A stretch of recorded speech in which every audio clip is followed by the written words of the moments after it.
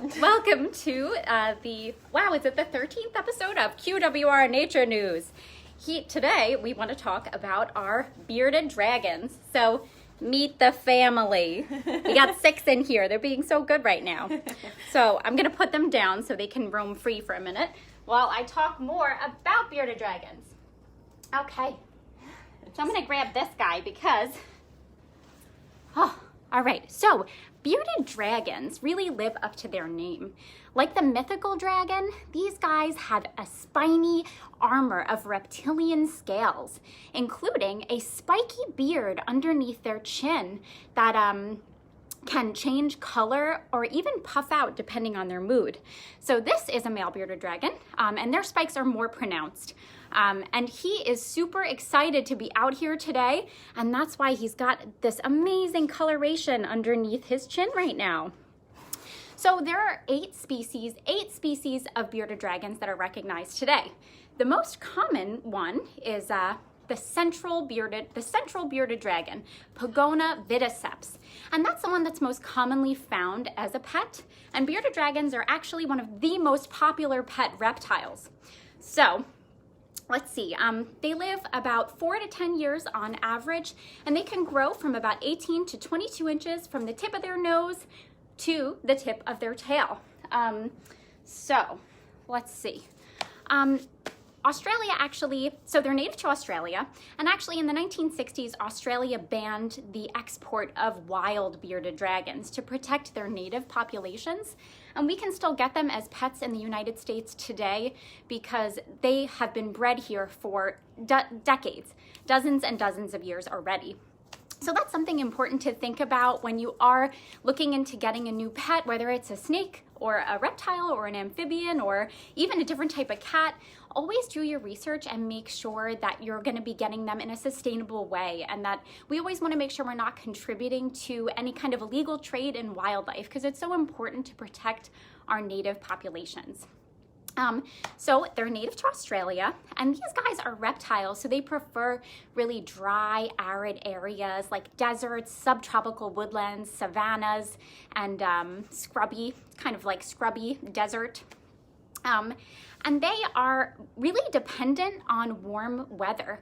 So they rely on external heat sources to raise their body temperature. And their temperature changes depending on the environment that they're in. So they use the sun to warm themselves, and when they want to evade predators or extreme heat, they're actually really good diggers, so they'll burrow into the ground to avoid that. But they're also very excellent climbers. So in the wild, they are semi-arboreal. Arbor refers to a tree, so they're semi-arboreal, and I found this really cute picture for you guys of this guy. So this is a native bearded dragon in his Australian habitat, climbing up a fence. And we often see our bearded dragons doing something very similar. So I want to introduce you to a few of ours. If you might have seen that we have 6 bearded dragons. Let's see if I can find our first one here. This is Mr. Crypto. So Crypto has been here at the refuge since 2011, but he was likely born in 2008, so that makes him an old man. Crypto is just about 12 years old. So our bearded dragons have tended to live a bit longer than that average lifespan, and I think it's just because they're in a really good place. We try to take really good care of our beardeds. So this little guy is Crypto, and our second longest inhabitant at the refuge is Georgia. So Georgia came to the refuge in 2015, but she was likely born around, I think it was like 2013 or so. And she was housed with a family who had another bearded dragon that was a male. And the male that she lived with actually wound up being really aggressive. So we're lucky here at the refuge because all of our beardeds love each other. They really get along, and they're super gentle creatures. But sometimes you get one that can be a little more aggressive. So he wasn't really nice to her, and so she came here to live with us after that. So Georgia. And actually, in 2017, Georgia laid eggs. And we decided that we loved bearded dragons so much, we were going to incubate some of them. So the next 4 bearded dragons you're going to meet are the product of that. So these guys are our babies. So they're, whoops, thank you, Renee. They are just about to turn 3 years old. So these are from 2 clutches of eggs. So the first clutch was born on May 5th, 2017. So their birthday is next week on Tuesday. And then the other clutch hatched on July 3rd, 2017. So we have 4 of those babies. So now I'm going to pass you over to Renee, who's going to talk a little bit more about bearded dragons and how cool they are. All right. So this is one of our little hatchlings. She was born in the July clutch. So the ones that we took from, or that we kept from our clutch, we homed a lot of them with our volunteers, and our staff members have some of them. And then the ones that we kept were mostly the runts of the group, ones that sometimes, some of them, like this guy, needed to be fed from the time she was little, so we fed her, syringe fed her for a while until she got nice, big, and strong. So some of ours, you'll notice, are a little small for their age, but that's because we kept a lot of the runts. Here's Crypto versus one of our 2-year-olds. There you go. You see what Crypto's doing? Crypto's very excited right now. So bearded dragons are called omnivores. So that means that they eat both plants and meat. So in the wild, they'll eat a variety of foods, lots of different wild flowers and leaves and grasses. But in captivity, we mostly feed them lots of different greens like dandelion greens and escarole. Escarole is a good staple food. We feed them some different fruits and vegetables as well. Squash is a good food for them, just like our tortoises. You can see Redfoot's checking us out over here in the corner. And then as for protein, our guys love to eat live insects. That's important for their diet. They love crickets, a good source of nutrients. Dubia roaches are a good one out there on the market too. And then we do breed our own superworms. So superworms are a good treat for these guys. They love their superworms. They get really excited when they get those. So they eat lots of insects. They catch their insects using their kind of short and sticky tongue. So kind of like a frog catches a fly. They catch those crickets. They're very quick. So their diet is both meat and plants. Very cute. They also, a lot of people ask whether they have teeth in their mouth. They do have teeth. Their teeth are a little bit different than ours because they are attached to their jawbone. The majority of their teeth are. They do have a couple in the front that they can lose and will grow back. They're not quite attached. But the rest of their teeth in the back of their mouth, they're very spiky, meant for tearing and shredding things like their cricket and their greens. But they do have lots of teeth in their mouth. And it can hurt if they bite, but bearded dragons are pretty calm and docile, you can see, especially if you handle them a lot. They're very, very calm. They'll sit on your shoulder, right? Just like this, or in your hand. So a little bit about their beard and some of the ways that they defend themselves. So bearded dragons that live in the wild have to have ways to protect themselves, because not only are they predators to lots of insects and other, maybe even small pinky mice or something like that, but they are prey to animals as well. So their main predator are actually raptors and other birds. So they have to have ways to defend themselves. So just like Kim was saying, their kind of armored, very spiky, scaly skin definitely helps them, you can see. Do you think an animal wants to eat something that's very spiky like that? No, right? So they can puff out those spikes, make themselves look bigger and tougher. That's a good way for them to defend themselves, like a porcupine or a hedgehog or a pufferfish, right? So similar to some other animals, they look big and spiky, and a predator wouldn't want to eat them. Also, in the habitats that they come from, they can camouflage pretty well. We're in a sandy habitat right now in our greenhouse, and they camouflage pretty well on the ground in here. We'll show you that a little bit later. We'll give you a little tour of them running around, although they're not running around very much. Bearded dragons can run up to 9 miles an hour, which is a good way to get away from predators. But for the most part, they're pretty sedentary. They like to just kind of sit, relax, which is also a good way to camouflage though. By being really still, it makes it hard for predators to get them. Can you see what? So these two in my hands are males. And the males have this head bob motion that they do. Do you see that, Bob? So that bob can mean a couple different things. So they will do a bobbing motion for mating, and they'll do kind of a bob like this. That means that they are being dominant. The female, what she will do is she will do a submissive, and maybe a submissive male will do this as well, is the submissive backwards hand wave, the kind of slow motion hand wave like this. So that can, so body language is really important with them. You see him looking up?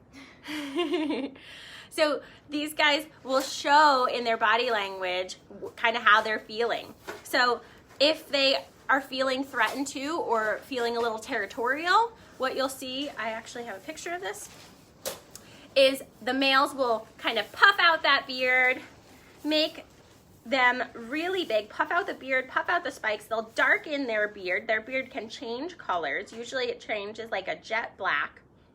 They open their mouth to look more intimidating to predators too. You might be able to see the teeth in there too from this picture. You see those teeth? So they'll open their mouth, they'll look big, tough, and aggressive, and that can scare away predators or other bearded dragons that may be competing for territory. So that's helpful to them. So that's one thing that they do. So aggression displays can be similar to courtship displays too, because a lot of that is with that head bob too. And then the submissive males or the submissive females will do the backwards hand wave. So the other thing that they have to defend themselves is actually really, really amazing. It's something called a third eye, or there's other terms that they use to talk about this. They call it their parietal eye or their pineal eye, and that's because it's attached to, see him bobbing on my shoulder, it's attached to the pineal gland. So what their parietal eye is a specialized scale at the top of their head. I have a couple different images. You can see it in the center. Some of these images it's pointing to. See that one too. And it's mainly in two different groups or orders actually of reptiles. It's in the order Sora, which is also called Lacertilla, and those are lizards. And then it's also in the order of, I wrote this one down, so you're going to see me reading off my paper because it's a really big word, Rhynchocephalia, which is, the animal actually right here is in that order, right here. You might know what this is. It's a Tuatera, which is reptile or lizard-like animals. So those are the ones that it's found in, and the pineal gland, this third eye that you see in all these pictures, what it does is it's actually an eye. It's not very well developed. So it's connected to the pineal gland, and it has a rudimentary retina and lens, and it's photosensitive. So it can sense light. And it can also sense not just the light in the wavelengths that we see, but it also senses ultra-red and ultraviolet. So it can sense different types of lighting. And that's helpful because if a predator was to fly above them, it can see that shadow casted down and the shape above it, and it can either maybe find a place to hide, spike up, look big or puffy. It can figure out a way it wants to defend itself. You might notice in a bearded dragon that it's not handled that much. If you go to reach over the bearded dragon to handle it, they'll flinch or they'll run away. That's because they're seeing you with that pineal gland, and a lot of it just triggers a natural response in them. So, so that's a really great way that they can defend themselves. The pineal gland is important for a lot of different reasons. So, animals like turtles and tortoises that don't have a parietal eye or a pineal eye still have a pineal gland, and that's what's actually triggers responses in turtles, like sea turtles, to go, it triggers responses at night for them to go up onto land and to lay their eggs. It triggers a lot of different hormone production, and it also helps with thermoregulation. So it can also sense changes in day and night, so that's helpful to them because that creates natural behavior patterns. So important for them, right? Pretty cool. These guys are amazing little animals, aren't they? There's also a really cool study. Sorry, I just want to put my thing down so I can show you these guys up close. There was also a really cool study done. And what it did was it wanted to study some of the behaviors in these guys. They like to cling on with their little nails, so it's hard to get them off of your shirt sometimes. But what this study, it's by a scientist named Wilkinson, and what she found out during her study was actually bearded dragons have a higher form of social cognition. So that means that they can see another bearded dragon perform a behavior, and they can copy that behavior, which is really important because that's a way of learning. A lot of animals learn from other animals, and bearded dragons, they figured out do the same thing, which before this study, it wasn't really known that many different animals do this besides primates. Primates are really known to do this, to learn from each other, and to imitate behaviors that others do. And that's a higher form of intelligence. So bearded dragons, they might seem like, because they're so calm, that they're not doing too much, but they are. I did see a comment just now, and this was my next topic, so you read my mind, that Stacy asked, do your bearded dragons brumate? And brumation is something that Kim and I talked a little bit about in our adaptation, hibernation, migration thing, Nature News. And brumation, I'm gonna put her down. Brumation is kind of like hibernation in reptiles. It's a period of sleep in reptiles. So our bearded dragons do not. This is sometimes, Crypto's all excited. This is typically what bearded dragons do and other reptiles do. They'll slow down. They stop eating or eat only a little bit during this time, usually during the winter time, the cold season.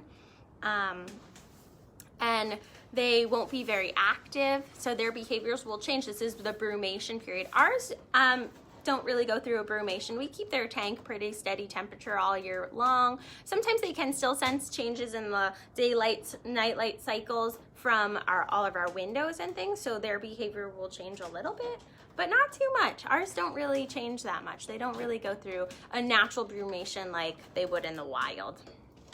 Yeah, that's a great question. I'm just reading some more of these questions while we get them. Oh, some of you have our bearded dragons at home or have a bearded dragon at home. They're wonderful, right? Bearded dragons, though, it is important. A lot of our beardeds in the past, like Crypto, have come to us. You have to be willing to care for an animal for quite a long time. You have to provide them with a lot of different things in their tanks, proper lighting, proper food. They have to eat some sort of live insect is best for them. So they do take a lot of care, but they are wonderful animals, and they do seem to attach to you. When we open their tanks, they'll jump out onto our laps sometimes. So they are very attached to people. They know we equal food, which is probably why. How often do they mate?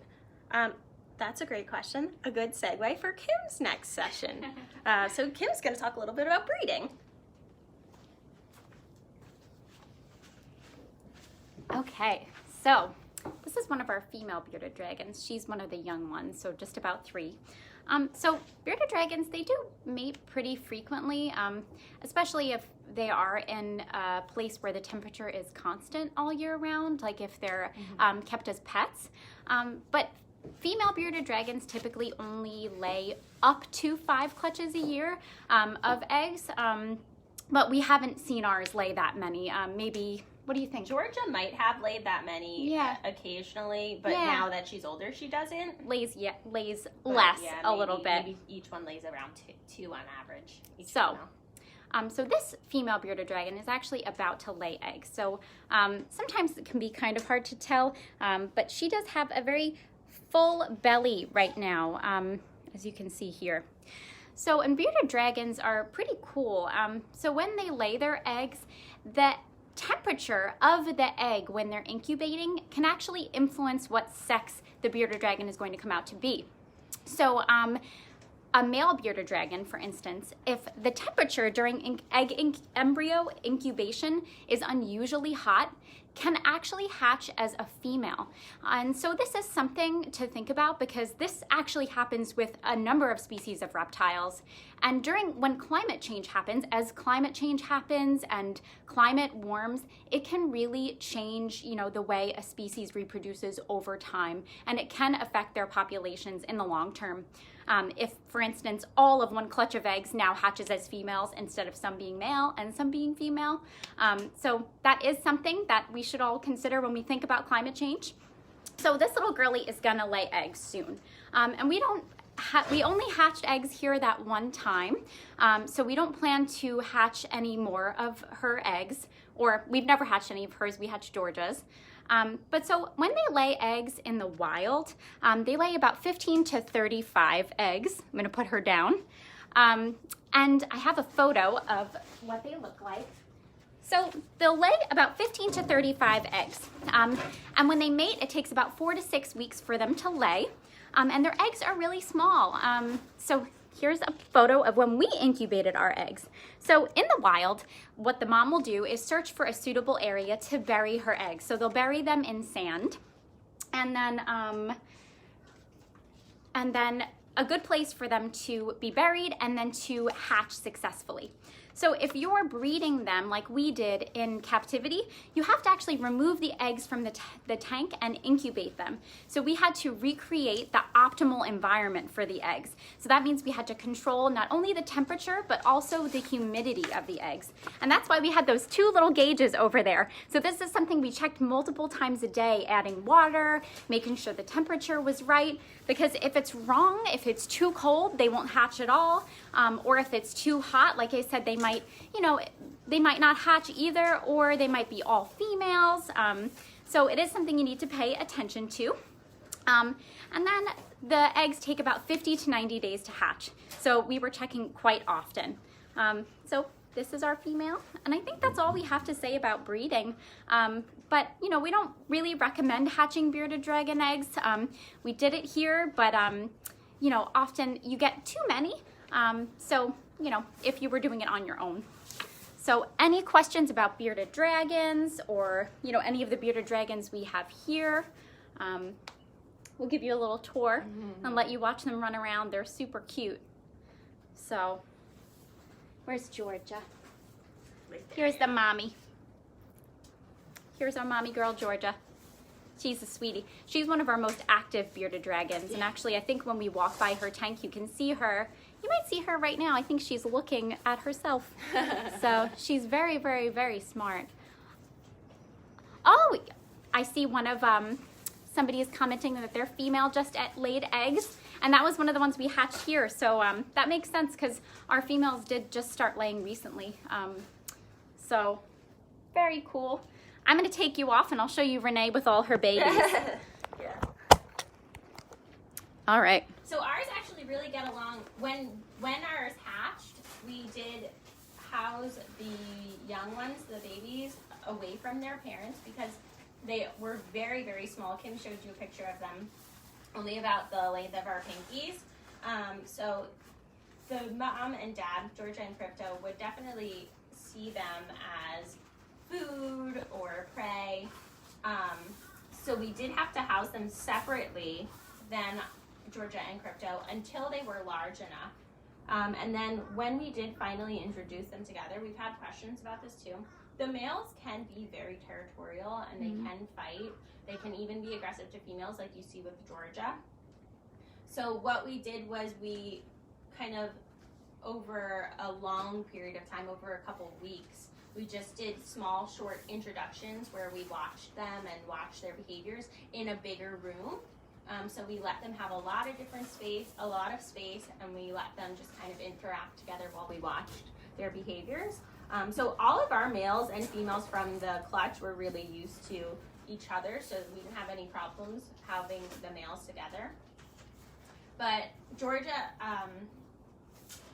she's a female, so even though she's like very active, she was fine with them. And Crypto is a really submissive male, so we were very lucky with his behavior with introducing more males with him. So sometimes you can't do that, yeah. But if you do have kind of mellow or submissive males, you might have luck and be able to.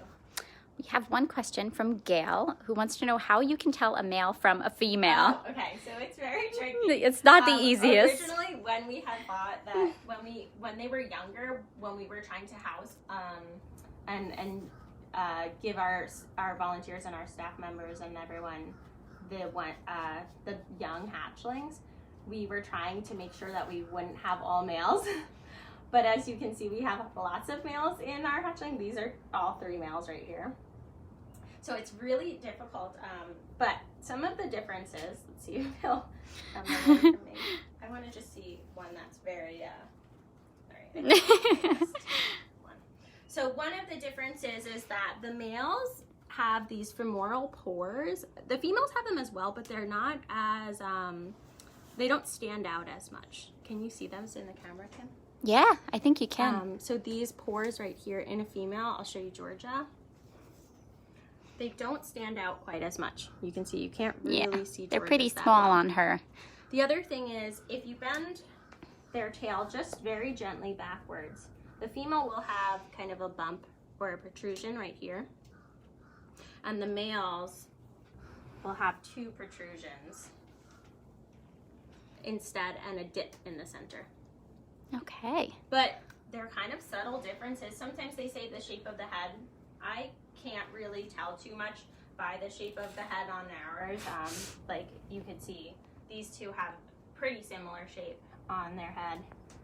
So I don't find that to be an easy distinction.